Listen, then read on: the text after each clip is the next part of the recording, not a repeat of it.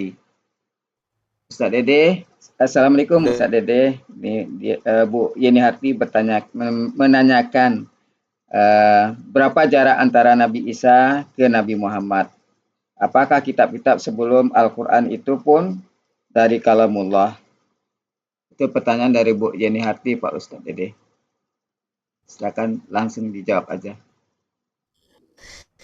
Bismillah. Ya memang Al-Quran dan kitab-kitab sebelumnya itu dari kalamullah, dari firman Allah. Ya, jadi semuanya itu Allah turunkan melalui perantara malaikatnya. Ya, ada Aminul Wahyi ya, atau malaikat pembawa wahyu yaitu malaikat Jibril. Nah, kalau misalnya jarak antara Nabi Muhammad dan Nabi Isa nggak dijelaskan dalam hadis, tapi dijelaskan oleh para sejarawan. Yang mana para sejarawan itu memang menyatakan ya tahun pertama Masehi itu diambil dari kelahiran Nabi Isa itu sendiri. Nah, jadi ya sudah, yang ada informasinya seperti itu, anggaplah 600-an tahun itu antara Nabi Isa dengan Nabi Muhammad SAW. Gimana kira-kira? Ya. Bagaimana Ya, Bu terima kasih Yeni? Pak Dede. Dan tapi Ya, bahasanya mungkin yang beda apa bagaimana tulisannya itu nggak seperti sekarang ya kitab-kitab yang terdahulu. betul. Karena Sisi zaman Masih menurut sama, ada yang sesuai nabinya ya. ya. Ya.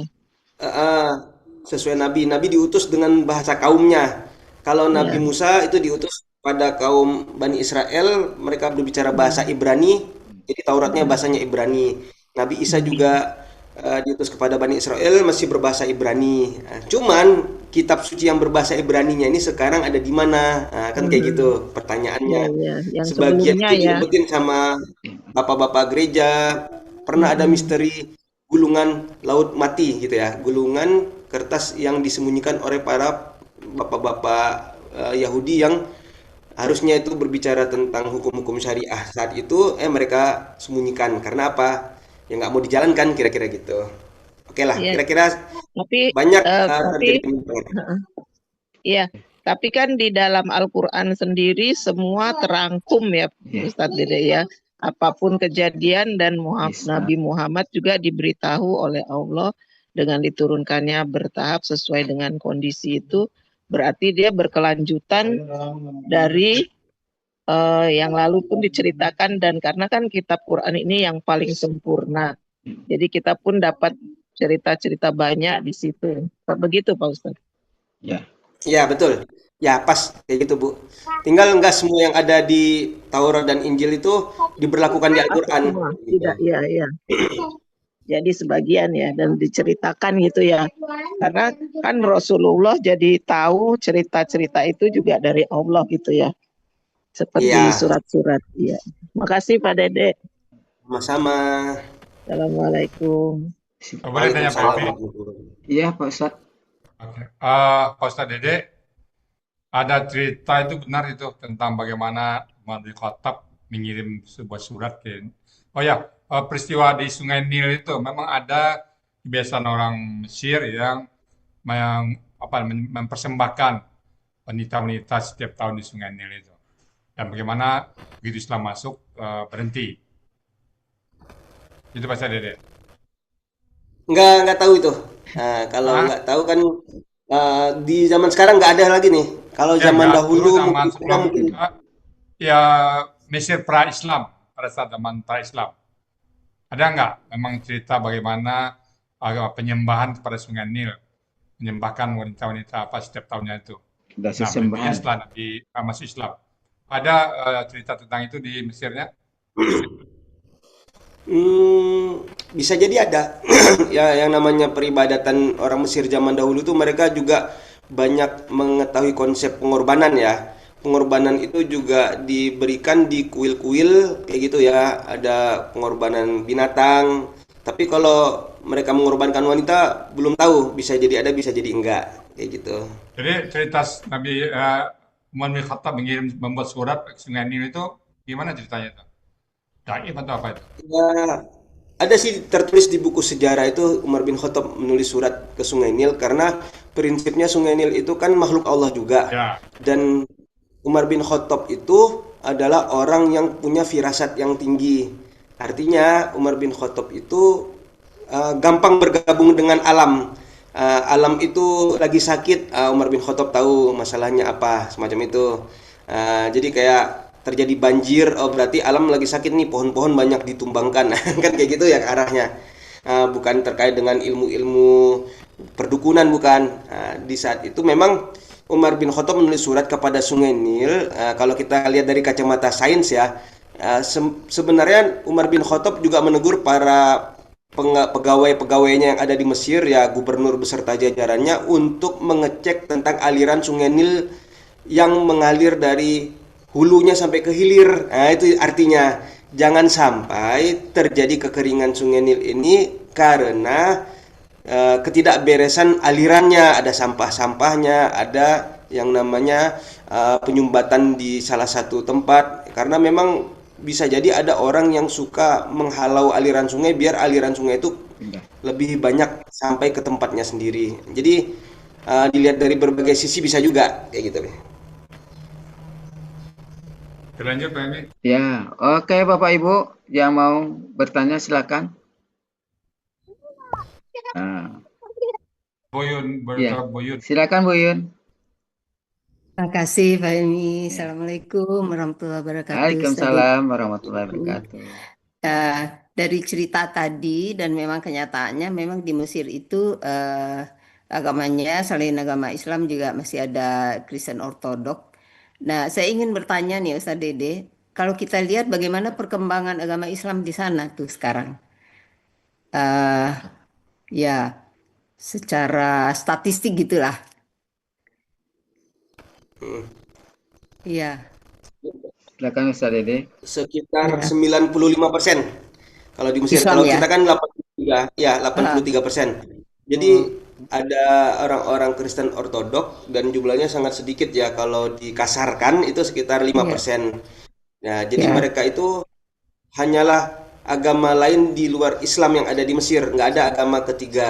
Mungkin agama lain yang dibawa itu dari diplomat-diplomat yang lagi kerja di Mesir. Mungkin ada di Mesir itu orang-orang Israel atau orang dari agama Hindu, yaitu diplomat India yang punya gitu kan, atau Ya, pekerja-pekerja. ya, Tapi betul. bukan penduduk asli ya, Bu ya.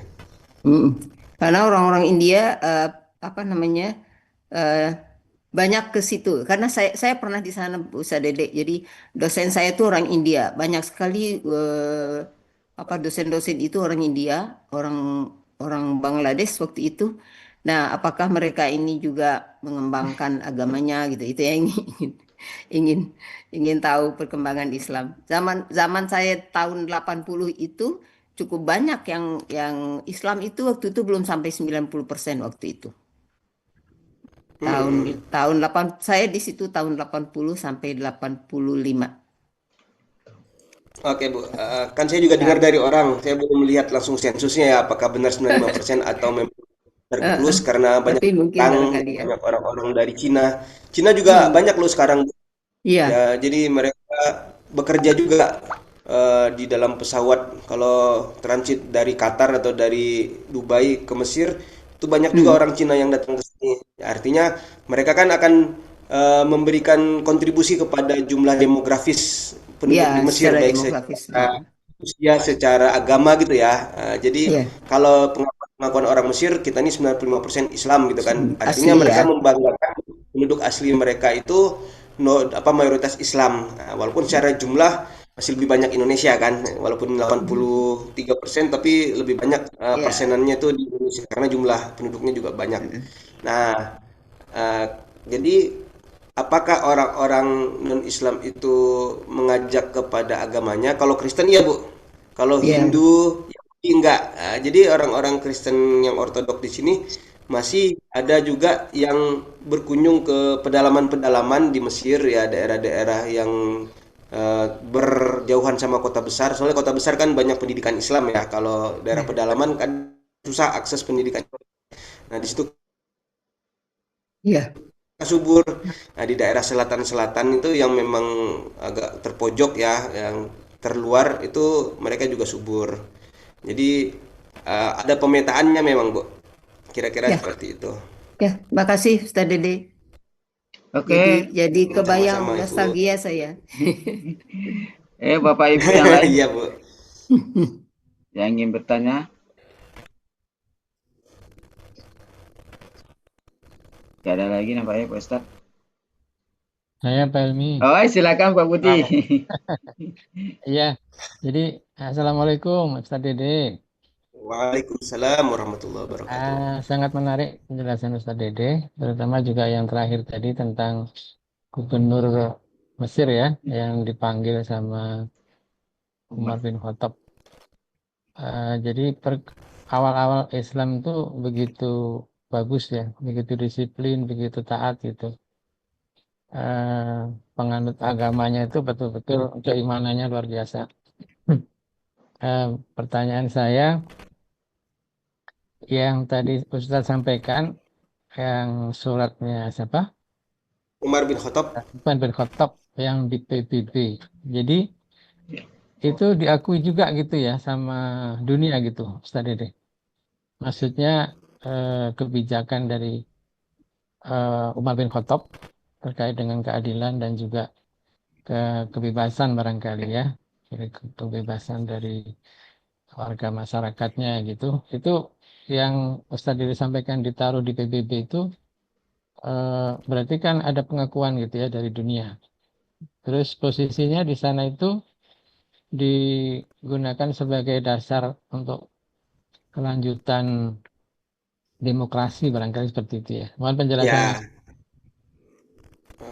Ya, ya boleh Pak. Betul ya kan. Jadi di PBB itu semua kata-kata mutiara dari pemuka agama, dari tokoh-tokoh itu ada di sana. Dan memang secara teknis ya orang-orang di PBB itu juga punya hati nurani. Nah, tinggal kenapa kok masih ada perang dan seterusnya. Ya kalau saya sih simpelnya ada orang yang menunggangi PBB, yaitu yang secara jelas kita lihat yang punya hak veto. Ya kan hak veto itu apa? Hak ketika terjadi polling, polling itu mengatakan suatu kesepakatan, dia batalkan kesepakatan itu secara pribadi, secara sepihaknya dia. Nah, itu yang sulit untuk dilawan karena memang sistem PBB saat ini masih menganut hak istimewa tersebut. Nah, itu yang punya hak veto 5 negara. Amerika, Inggris, Perancis, Cina, sama Rusia. Ya kan? Jadi disitulah sebenarnya banyak negara-negara lain yang pengen hak veto itu dicabut saja soalnya udah nggak relevan dengan perkembangan zaman. Tapi lagi-lagi di belakang hak veto itu banyak uangnya, banyak yang tidak bisa dilawan secara apa namanya kekuatan ekonomi yang ada gitu. Jadi itulah Pak ya.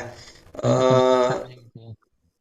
ya orang-orang di PBB itu banyak yang punya hati nurani ya kan. Tapi ketika mau memberikan ketok palu, disitulah kepentingan mulai muncul. Ya. Terus yang tadi yang orang apa? Orang eh, akhirnya masuk Islam nggak itu? Yang laporin Amr bin As kepada Umar bin Khattab itu, yang masalah Enggak, anaknya lomba tadi. ya, secara catatan dia masuk Islam atau enggak saya belum baca ke situ. Hmm, Tapi ya.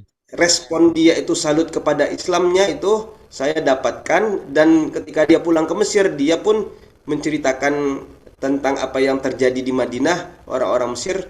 Jadi respon bagus ke Islam di awal belum kenal ketika sudah ada perjanjian tadi. Hmm, Melihat sudut pandang yang bagus ketika penerapannya jadi janji nggak hanya sekedar di baliho ya Pak ya.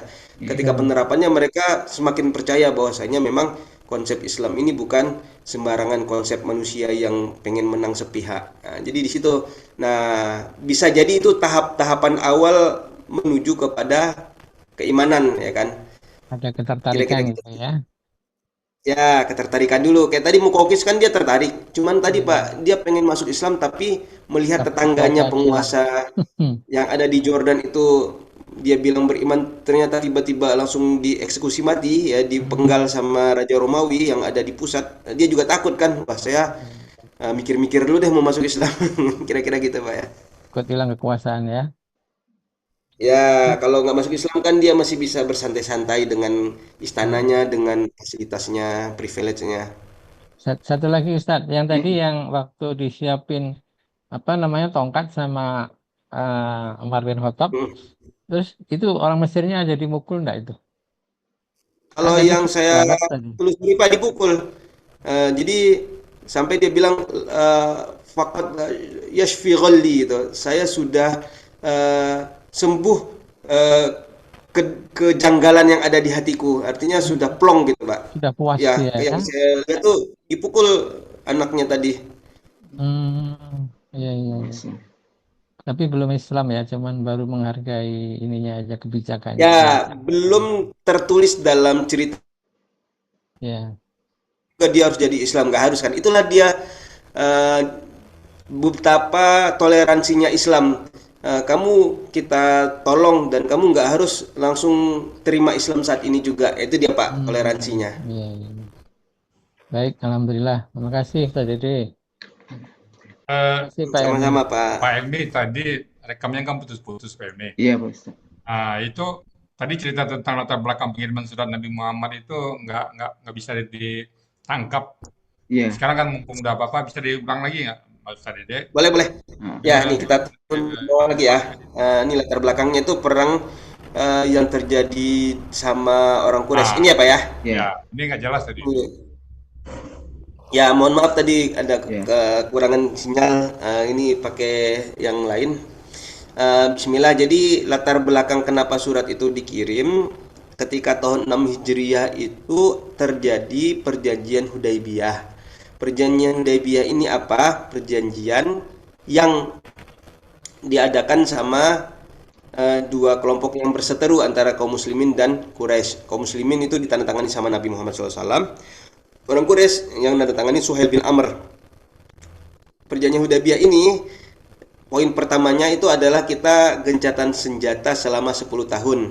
Nah, jadi ketika gencatan senjata itu kita tidak lagi ingin berpikir untuk berperang, jadi bisa fokus berbenah gitu ya. Orang Islam juga ada kerugian pas perang Uhud kan, orang Quraisy juga ada kerugian pas perang Badar, pas perang Khandaq. Akhirnya apa? Kita perbaikin dulu situasi sosial ekonomi kita yang ada ya kan, yang masih bersedih, biar 10 tahun itu dia sedihnya hilang, kalau mau perang habis itu pasti lebih kuat lagi, kira-kira gitu ya. Jadi ada yang namanya kesepakatan gencatan senjata, dan itu dimanfaatkan sama Nabi untuk berkirim surat kepada para penguasa dan para raja-raja. Jadi kenapa Nabi itu berkirim surat?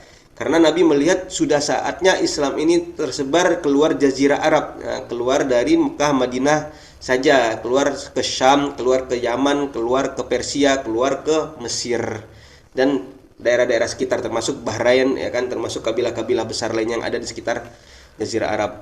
Nah, disitulah Mesir dapat surat dari Nabi Muhammad SAW gitu. Surat tersebut isinya menyuruh kepada Islam, mengajak dialog dengan pikiran yang tenang. Tadi kan ada dialognya tuh antara Muqawqis sama Hatib bin Abi Balta'ah. Tenang kan, dan kita menghambakan diri kepada Allah saja sang pencipta Al-Khaliq, bukan yang makhluknya. Itu kira-kira halaman ini nih. Oke, Pak Ustaz. Ini suratnya ini memang ada teks aslinya sekarang ya. Ada teks aslinya, ada, diselamatkan sama Sultan Abdul Hamid II dari kerajaan Turki Utsmani. Dan ini, Nah, ini teks terjemah. aslinya yang surat ke Mesir ini Oh ini. bisa kita lihat di museum. Cuman karena saya belum ke Turki, belum bisa memastikan di Turki bagian mananya. Tapi tercatat dalam sejarah itu memang dijual dengan harga 300 pound sterling sama seorang Nasrani dari Prancis yang mendapatkan surat ini dari pedalaman Mesir. Waktu apa? Waktu orang-orang Inggris sudah mulai banyak yang menjajah ke beberapa tempat, termasuk Mesir juga dijajah sama Inggris. Nah itu ya, itu cerita-cerita sejarahnya. Jadi Sultan Abdul Hamid II ya sultan-sultan terakhir, ya, tapi nggak terakhir banget ya, sebelum akhir-akhir Turki runtuh kan beliau. Jadi dibeli 300 pound sterling, akhirnya disimpan dengan baik. Nah, cuman disimpannya di mana belum nelusurin. Iya, iya. Oke, dari Ibu ada yang mau bertanya lagi? Pak Emi, ini Ya, usulnya Pak Emi. Untuk materi besok kan apa ya? Ada dua pilihan. Terakhir ya. ya. Bagaimana kalau Khalifah Umar bin Khattab ini agak khusus nih deh, kalau untuk manajemen bisa tuh deh, bisa deh. Umar bin Khattab itu punya serial film itu Iya, 32 episode, satu episode itu antara 1 jam iya. sampai 1,5 jam. Berarti kalau Umar bin Khattab mau dibahas terlalu umum, dia bisa kita bahas selama 50 jam pertemuan. Duh, Oke.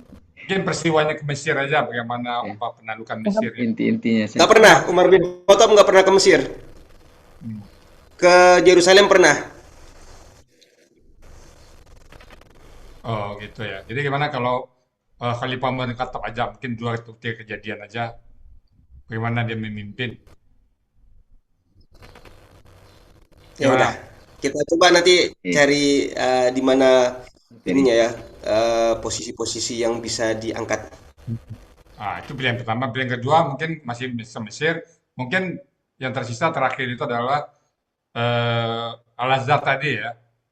Al-Azhar itu tahun berapa berdiri dulu? 300 Masehi. Al-Azhar itu sekarang sudah 1086 tahun kurang lebih. Jadi berdiri 361 Hijriah. Sekarang Ah, 1447. ah, udah berapa tahun itu? 1000 tahun 1000 yang lalu. 1080-an.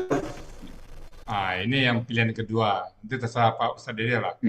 mana Pakai Umar yang bin Khattab Oke. atau Al-Azhar ini. karena Mesir, dari tentang segi Mesir ya. pendidikan. Ya. Mungkin Al-Azhar Kairo lah kali Pak Ustadz ini ya. Ya, Yang paling bagus ya. Ada kajian dengan Mesir kan kita 4 episode ini tentang Mesir aja ya. Mungkin Mesir Al-Azhar ini kali deh. Khalifa Al-Azhar deh. Ustadz Dede. Oke. oke. Oke nanti gimana bagusnya. Ya, Cukup saya apa ini? oke. Oke, Bapak Ibu yang lain? Gak ada? Gak ada. Mungkin kita cukupkan sampai di sini. Ya. Mungkin Semoga kita minta maaf dulu ya, Pak ini karena mohon tadi maaf kepada sinyal. Bapak Ibu Jadi karena mungkin itu peserta juga ya. mau tanya apa nih, nggak Ya, jelas informasi karena tadi. penjelasan awalnya kurang jelas ya, Sinyal terputus putus-putus. ya tadi. Hilang timbul ya. Ya, Ya, baik sekali. sinyal memang sinyal. Kalau sinyalnya seperti yang sekarang ini bagus, bisa bagus. Ya, Menarik. ini kenapa Ustaz Dede ini? Ganti-ganti. Sekarang dari provider telepon, tadi udah dicoba untuk disambungkan tapi belum kebaca di laptop. Jadi ini bukan pakai WiFi rumah tapi pakai provider telepon ditetheringin ke laptop. Mungkin besok ini kayak gini aja lagi ya. Ya, ya. Ya.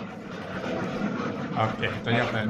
Oke, Bapak Ibu, berakhirlah pertemuan kita pada siang hari ini. Saya tutup juga dengan sebuah pantun yang dipersembahkan oleh peserta Asani juga. Kepada anak janganlah lalai, agar kelak jadi anak berguna. Kajian tematik sudah selesai, semoga menambah iman dan takwa. Mohon maaf atas segala kekurangannya. Cakep Pak Helmi. Semoga Dari tadi pasti Pak Helmi keren ya. Iya, ya mau meniru seperti Prof. CA nampaknya nggak bisa. Jadi kita ngikut pada yang banyak. Karena banyak kan ada pantun, ya kita ikut pantun. Iya. Sekian saja. Sekali lagi mohon maaf atas segala kekurangannya. Wabillahi taufiq wa hidayah. Wassalamualaikum warahmatullahi wabarakatuh. Waalaikumsalam warahmatullahi Oh ya, tadi wabarakatuh. sinyal yang